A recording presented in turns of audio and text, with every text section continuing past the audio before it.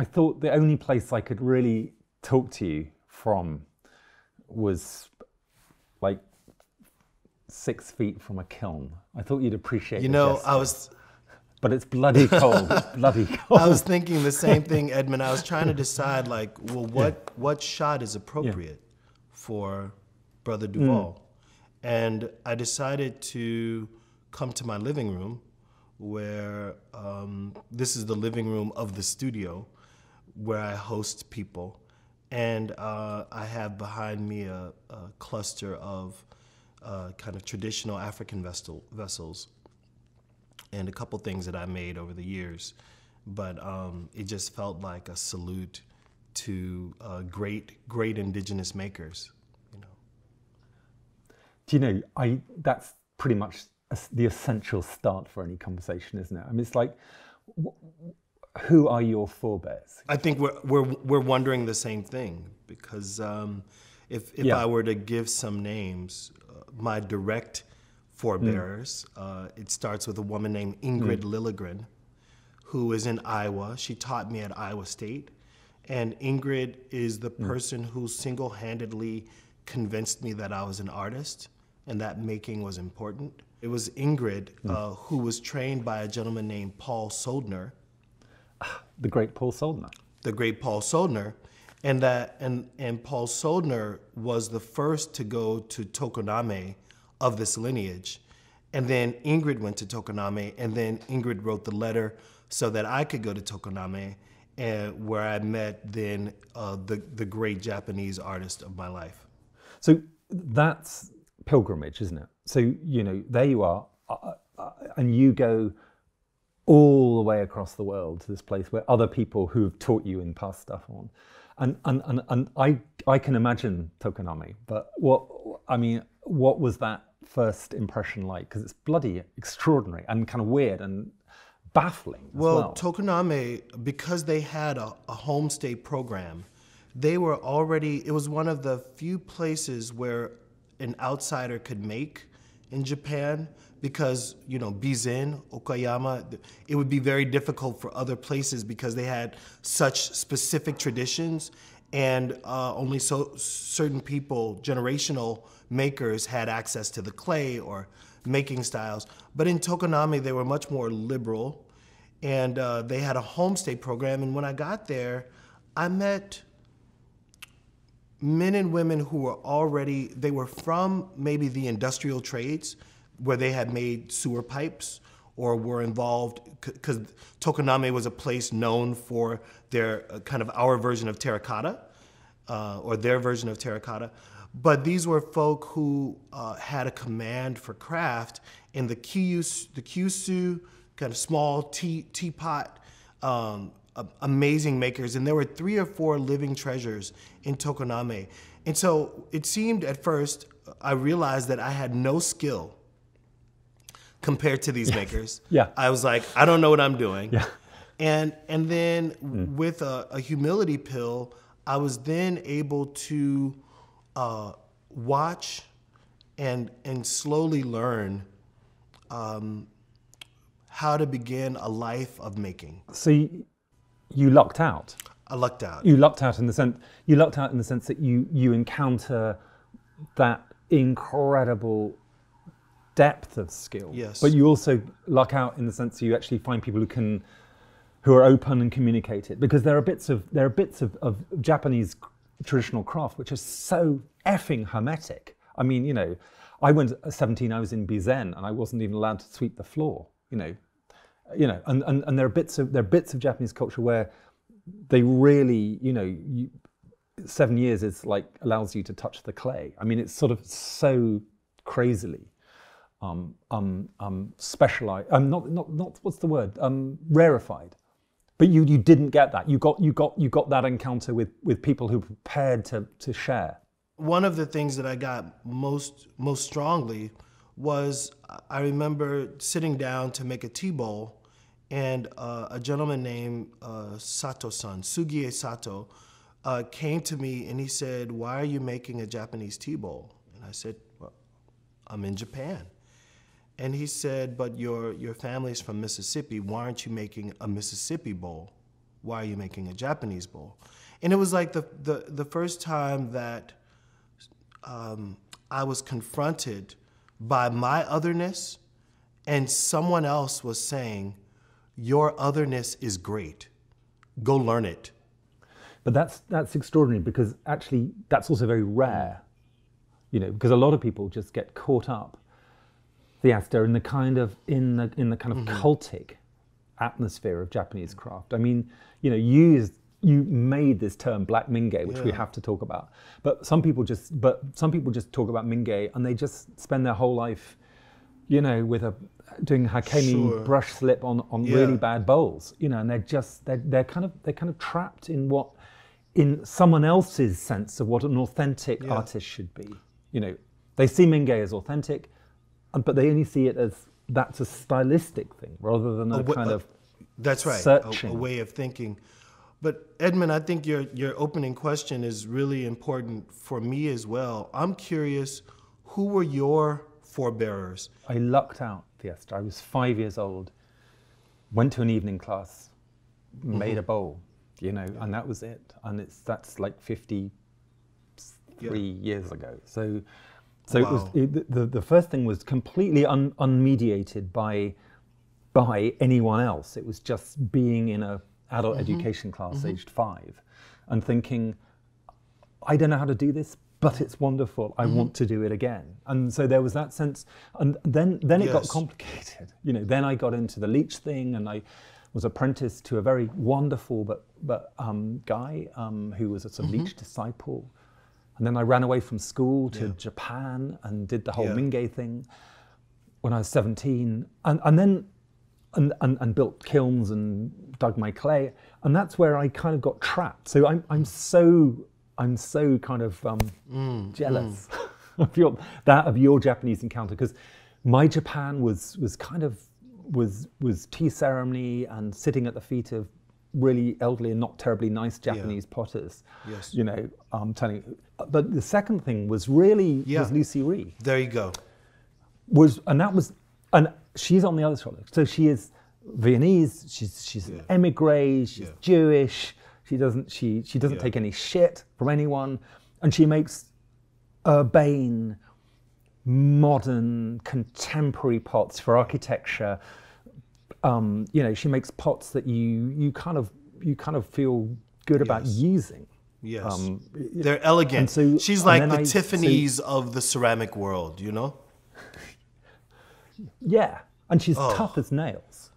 You know, she's a survivor. You know, and so you kind of got, those are my left and right, I think, in terms of kind of my. Well, I'm glad you mentioned Lucy Ree, because early on in my learning, these two names, Lucy Ree and Hans Koper, would come up over and over again, because it seemed that they were following an impulse that was internal and maybe in a way eternal, the cyclic forms that Koper was preoccupied with, and the kind of precision and perfection that Lucy Ree aspired to, both using a very strong manganese dioxide, by the way, and a lot of black, if you will. They were into black. That there's a way in which those works spoke to me, not because the European cyclic object was immediately resonant for my cultural life, but that it was culturally specific to Hans Koper's search. And that was really the beginning of my knowledge. When I think about this project that you currently have, where you're taking with kintsugi, one important idea of repair, and wrestling with the idea of repair as a kind of mantra of its own. And I think that part of what's been great for me is that you also learn to, what I learned in Japan, you can slow things down, you know, and you can just kind of focus. And I feel like your focus on this idea of repair, it speaks to me so much. And I thought I would just ask you to kind of talk a little bit about repair. I'm so glad you picked that up, because, you know, I mean, it was partly this year. I mean, it was partly, you know, I think, you know, we both have this experience of, you know, the world stops. You know, the world, this sort of fractured world stops in its tracks, lockdown. What do you do? What's the most significant thing you can do, you know, as a person? And for me, it was to be in the studio and to pick up clay and to make not installations, not make kind of big poetic stuff. It was actually just to make bowls, you know, it's to make lidded jars and to, you know, I didn't have my team around me. I had to, you know, there was none of the kind of, there was none of the talk. There was no noise. And what I needed to do was to make bowls and then to do this other thing, which was to repair them, you know, kintsugi, the gold line, but also to do, I had this incredibly beautiful pot in lockdown, which was just in my studio, which was this 12th century, you know, sung bowl, but with this absolutely kind of, you know, this is vernacular Mingei kind of mend on it. Look at that. It's a kind of rusted, you know, about 500 years after the bowl was made. But it's someone who just knew the bowl, wanted to keep the bowl going. And it was that movement of just, you know, I just took lead and folded it over the edges of the vessels, you know, and that's, it was one movement and then another, which is something I know you know, one movement and then another movement. And then just putting that vessel down. And that kind of brought me back to mending, you know, brought me back to that thing that you can't erase damage, but you can show the fault line. You know, you can show where the damage has occurred, which I have to say is, for the last 20 years, is what I've been looking across at you and thinking, there's someone who looks hard at where the damage is and then marks it out beautifully. Well, you know, this question or the possibility within repair, I think it's something that has been overlooked by many people. In Great Britain, you have this idea of heritage sites, and that this idea of preservation and heritage has to do with an acknowledgement of the past. But what I like about the British approach is that it's acknowledgement of the past with the hope of a new use. And that heritage doesn't mean that it was formerly a cow's barn, so it has to continue to be a cow's barn. It's look at the structure of this thing. How can we preserve its structure? What does it need to do? Yeah. So that's what you do. I mean, you kind of, you know, you build a library. You know, you change.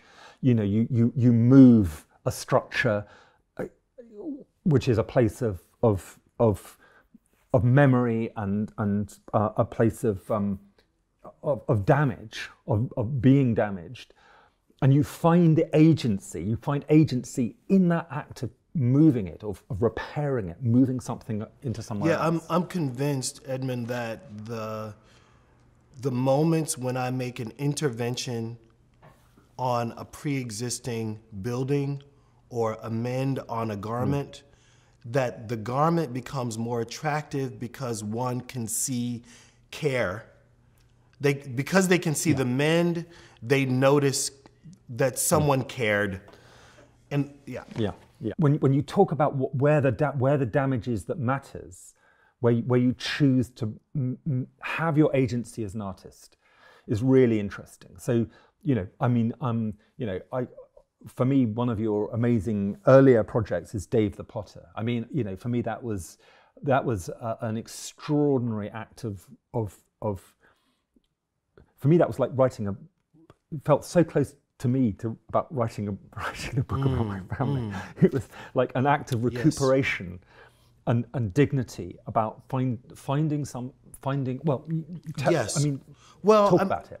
You talk about well, it. this is what's exciting, Edmund, because I feel like I finally have a kind of soulmate in ceramics, because I think that as I was reading The Hair with Amber Eyes, and listening to your search, it triggered the fact that that Dave for me represented finally a named linchpin in the key to my history with this material in America, that until then, until he was named, I felt utterly invisible within the history of this material. And so, and it's not that I needed Dave to have the right to be a potter, but I needed Dave to substantiate the truth that I'm not the first one.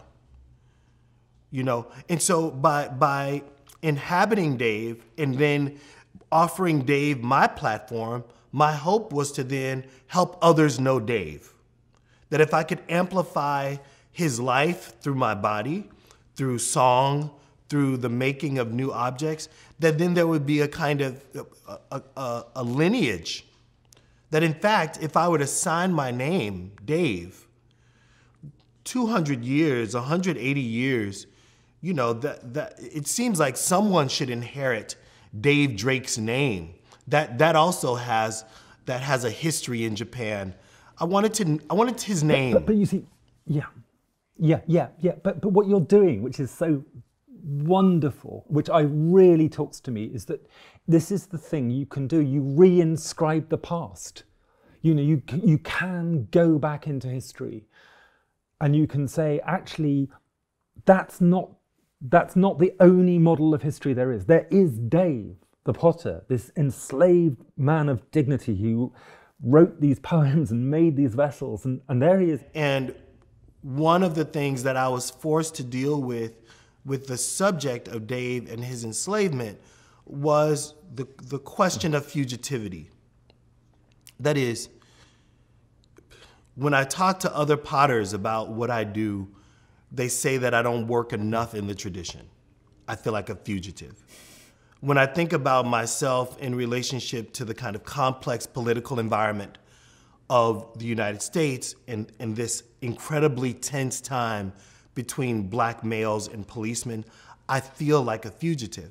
And if there are moments in the work where I'm attempting to release myself from one medium and free myself into this other thing, and that freeing requires that you leave a thing that has held you, that has bound you, and that freedom requires effort to run, you know, a kind of fugitivity, which sometimes leads to isolation, which I felt very much in the poems that you extracted with Cold Mountain Clay, and I really, you know, so for me, I think that in that way, Dave was loading me with permission to be free, to be literate. You know, these couplets that he wrote, like, I wonder where is all my relations, peace and love throughout the nations. Yeah. That when he would make these couplets, I'm thinking, this is 1854. It was illegal to know how to write. He was a fugitive in his literacy. Yeah. You know? Yeah. But one of the things that I mean, fugitive, I mean, it's a strong word, isn't it? Fugitive. Yeah. It's a strong word. But you're a poet. It's a strong word. And for me, it's very close. It's very close to exile as well. Yeah. It's very close to that sense, because a fugitive is someone between two states. It's someone, you know, it's a liminal thing. It's you're not anywhere. You're in the process of trying to get from one place to another.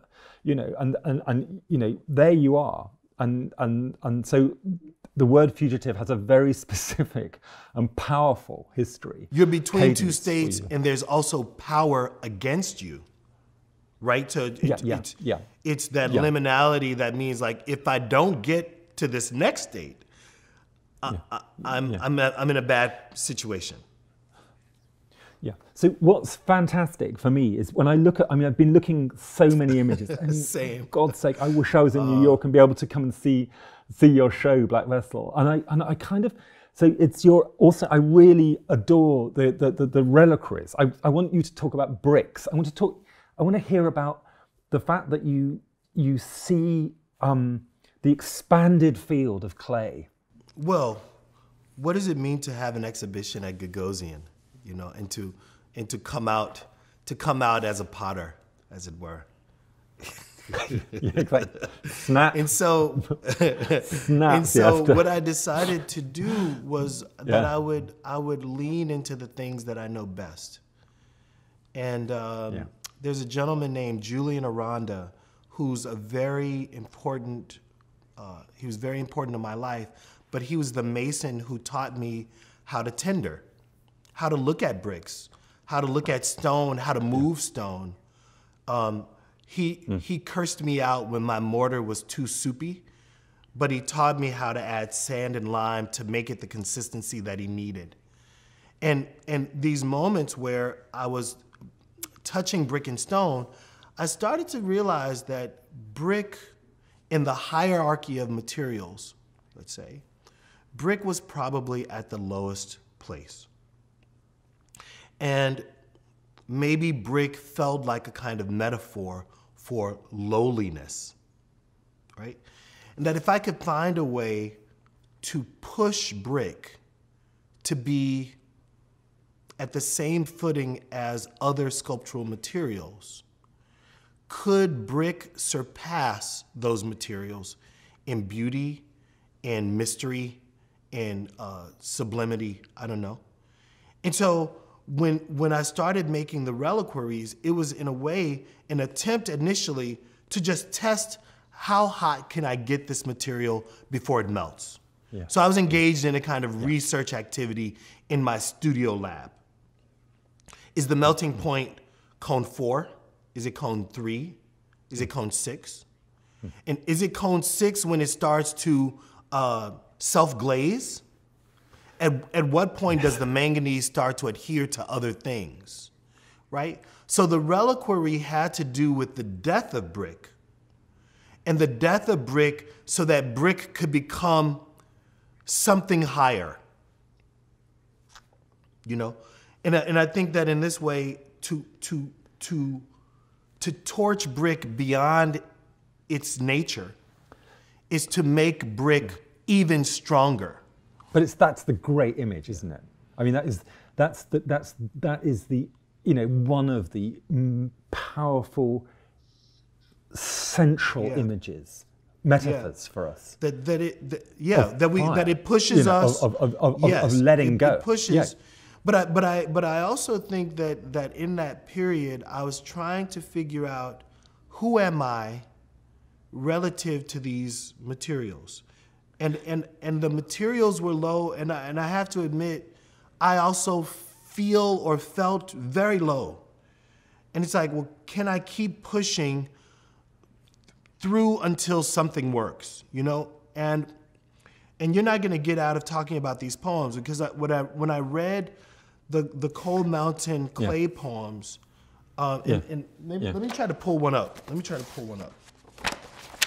Because I got that sense. 141. Only white clouds on Cold Mountain, so still beyond the dusty world. My mountain home has a grass seat. The solitary lamp is the moon's bright disk. My stone bed overlooks the jade pond. Tiger and deer are often my neighbors. I covet the joy of my secluded dwelling, where I can always be a person beyond form. Where I can always be a person beyond form. Yeah, working here in London, making, you know, looking to this hermit monk up on his mountainside, who just allows that solitude to kind of move through him, like clouds, like cold, like hunger, just keep moving through, but ends up with a poem which is about being beyond form. And then what do you do with that feeling? What do you do with it? I mean, what the hell do you do with it? You know, you make black vessels. You know, you make poems with kaolin, with porcelain slip, and you write the poem, and then you put more slip on, and you write it again, and you write it again. So you have that iterative return in order to get beyond form, in order to get to that stage where you can let something go into the world. And you let your exhibition go into the world. So you've got, in that exhibition in New York at the moment, you've got these extraordinary vessels you've made. I so want to touch those vessels. They've got so much power. Thank you. I want to acknowledge that, you know, the ceramic part of the studio, I don't do this work alone. There's an amazing maker named Jordan Taylor, Gavin Chura, and Deshaun Peoples. And these three guys have helped me a tremendous amount. And then my lifelong brother, Koichi Ohara, who's in Japan. I just want to kind of acknowledge them as part of the life force of those vessels. If we were to, if we could take for a moment this term Afro-Minge, if we could really, we'll start with the Minge part, because we have that in common. So let's say that Minge was a response to what felt like a first or second wave of westernization that was happening in Japan. And there were a group of very literate men and women, largely men, also friends of the West, but who were clever enough to say the things that we've made in Japan, the dignity in our forms and in our formalisms and in our decorum, that those things are worth celebrating, even if we don't know the people who made them. And so Yanagi, you know, and so the journey begins into the countryside, finding makers that have made beautiful tapestries, beautiful pots, metal arts. And in some ways, it feels akin to me to a Black is Beautiful movement.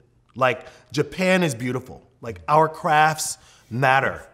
And when I was reading about the kind of making of the Minge movement, I felt very akin to these intellectuals who were trying to help slow down the rapid race toward westernization and to say who we've been is great, right? Now, so this commitment to craft by the everyday maker, the unknown maker, when you add Black to that, what does that mean? And it starts to reaffirm that my sister's black-eyed peas and her recipe for making black-eyed peas, that recipe is important. That my dad's way of patching a roof, that way was important. And that he would patch a roof versus rip off the entire roof and repair the whole thing because we didn't have the money.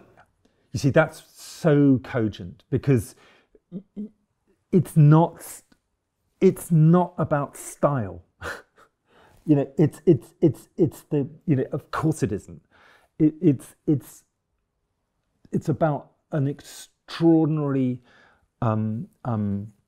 powerful way of thinking about the dignity of people and where they have found agency in their life, where they've been able to do something and then do it a little bit differently because of who they are. I mean, we're both dealing with, in our different ways, with the very immediate and the painful present. I mean, I look with such admiration about what you're doing with communities where you are, and I've been, the last couple of years, I've been working with refugee groups and exile groups in London with this library I've been doing. But you know, and so there's a sense of being out in the world, but there's also this sense of a lot happening that has to happen in the studio, has to happen in the kiln room, has to happen, you know, has to happen. Yeah, in January, Edmund, I'll take a trip to the Archie Bray Foundation. It's a foundation dedicated to ceramic arts, largely in Montana, and it'll be my first time going there. And because I've been such a kind of collaborative maker, kind of a leader of a workshop, if you will, or you know, what people call a studio, I'm excited to go and be a little self-reflective. I'll actually make some sermons about ceramics. And I've been dying to preach to nobody really, but maybe myself. But to just really unpack clay from a kind of epistemological, emotionally complex and rich, metaphoric, allegoric place. And that I'll be the dandy potter and, you know, Minister Kaelin, you know, and I'm going to really try to use my words to offer back through speech what the material has offered me. Because you were saying clay is poetry.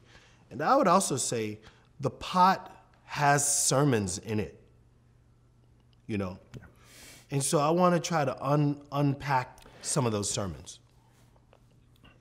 I'm desperate to be part of this congregation, Theaster. I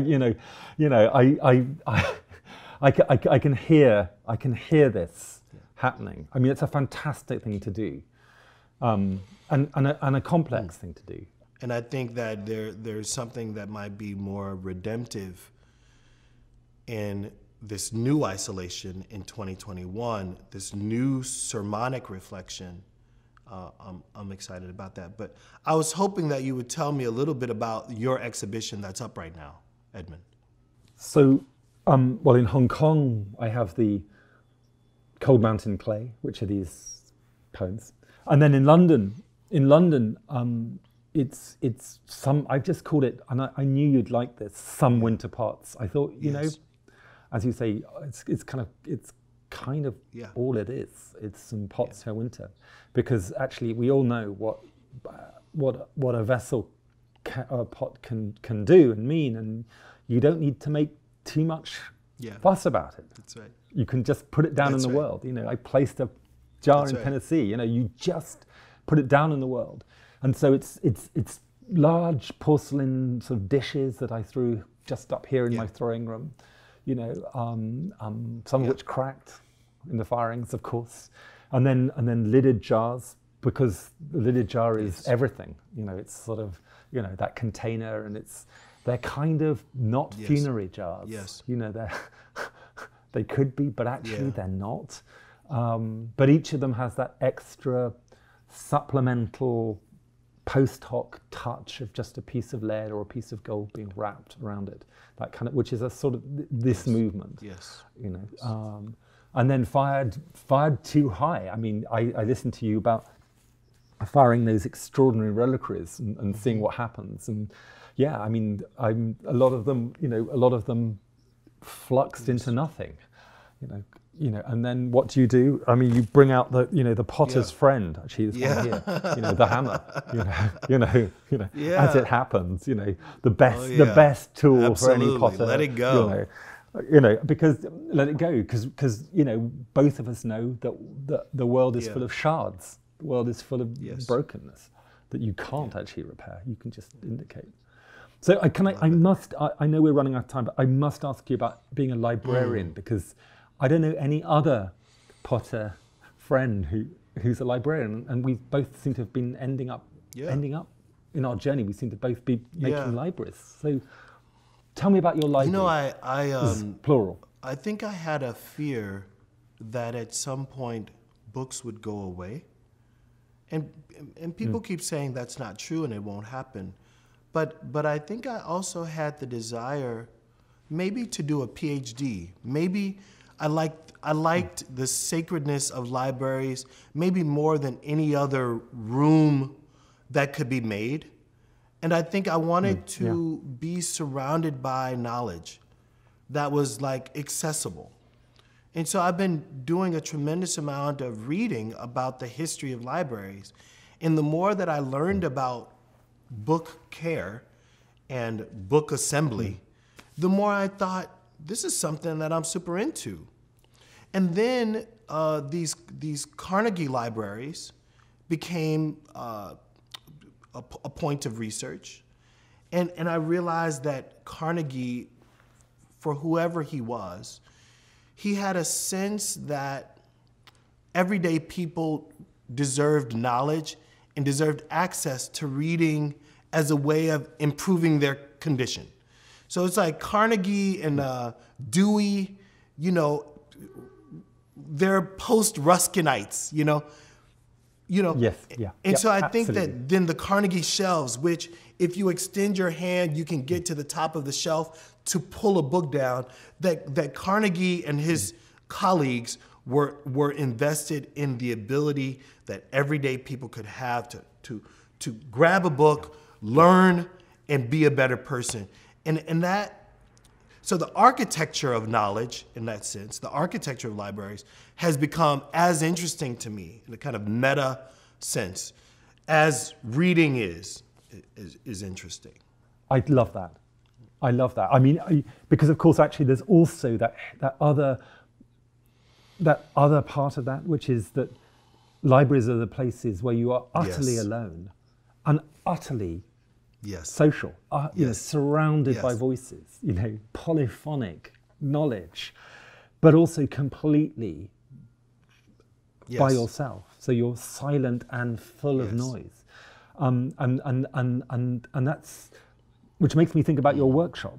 It makes me think about you. You know, that you have to be completely inhabit solitude, but also be surrounded by conversation and talk and the pulling out into different possibilities, you know, and making libraries, preserving libraries, changing libraries, you know, that sense of things in transition and in transit seems to be is a really I would love to do an exhibition with you one day where we bring libraries together. Let's do that. Where we we should do that. Because I think that sometimes this is slightly a kind of reflection on journalism and criticism. Yeah. Journalism is so quick to want to make our practices smaller than they are, or make our beings smaller so that things can be qualified in a particular way. And I think that kind of coming out of a tradition of clay, it's really like coming out of a tradition where formlessness becomes form.